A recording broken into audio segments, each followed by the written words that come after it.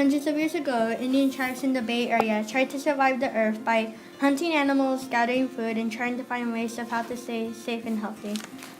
The Lamchins and the Alamus, part of Olonis, and Karkins, part of Costanos, lived in different parts of the Bay Area.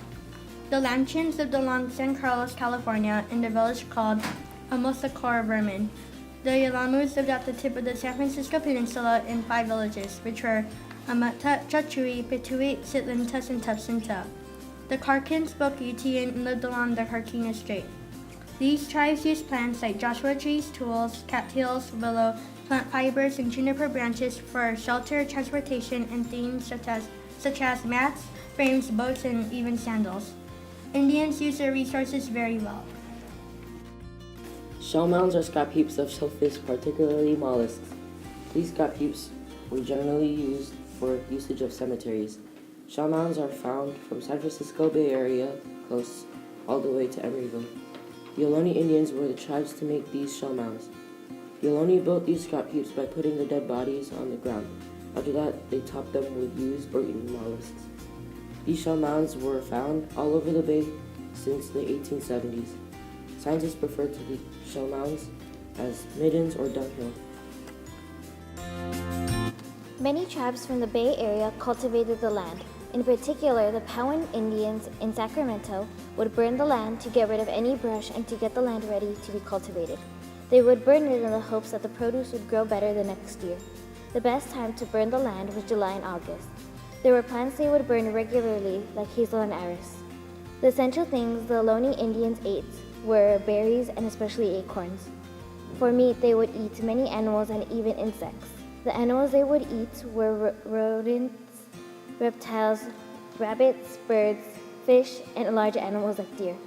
The Ohlone Indians had tools they would use. They were handmade and they used them for hunting, fishing, and building houses. They had baskets that they were known for, nets for traps, slings, bags, carving tools to make bowls, and boats for fishing. Many Native Americans started to decline when Europeans came to America. Europeans brought diseases such as smallpox, measles, and influenza. Native Americans' bodies weren't used to these diseases, which they didn't know how to cure, and many died. The diseases killed a large portion of the Native Americans, but the diseases weren't the only thing killing them. Native American lives were lost during warfare with the Europeans.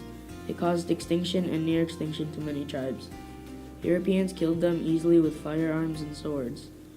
After warfare stopped with the Europeans, European populations began to grow and the gold rush started. This caused Europeans to build cities and towns, which made natives move and relocate.